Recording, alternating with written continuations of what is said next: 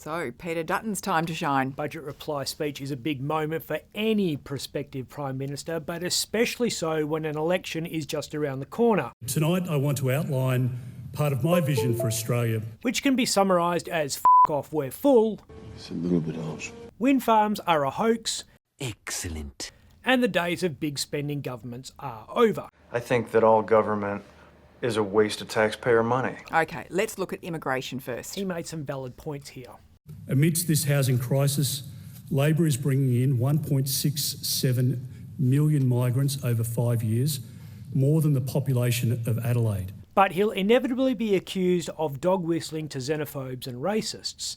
Please explain. It's okay for Jim Chalmers to say there are too many people coming into the country, as he did on budget night. And we're addressing the pressures caused by population growth, with net overseas migration next year now expected to be half what it was last year. But for some, it'll feel different coming out of a Conservative's mouth. But by getting the migration policy settings right, the Coalition can free up more houses for Australians. Immigration and housing sorted. Now to keep the lights on with a new improved energy policy. Gassy? Gassy? Is it gas? It's gas, isn't it? Yep. And by ramping up domestic gas production for affordable and reliable energy in the more immediate term. Lots and lots more gas. Drill, baby, drill. We need gas because renewables suck.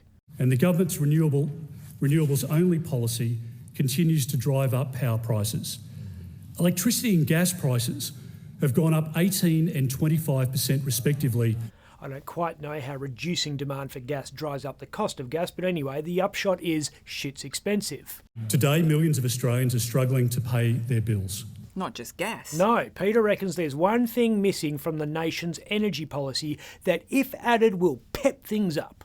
Unfortunately, no, it requires something with a little more kick. Plutonium. With nuclear power, we can maximise the highest yield of energy per square metre and minimise our environmental damage. And then to government spending. That's going to end, apparently. Magic pudding spending and $13.7 billion on corporate welfare for billionaires doesn't help the economy or make your life easier. Talking the talk. F*** off. Let's see if he walks the walk.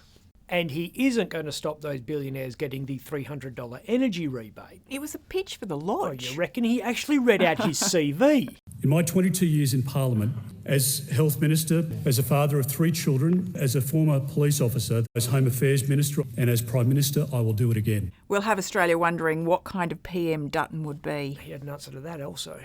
The job of the Prime Minister is to be strong, not weak. To be fair and firm. Mate, because I want to do you slowly. To be compassionate and definite. To unite, not divide. Looking at that, you'd say anything's going to be an improvement. I'm Ben Harvey.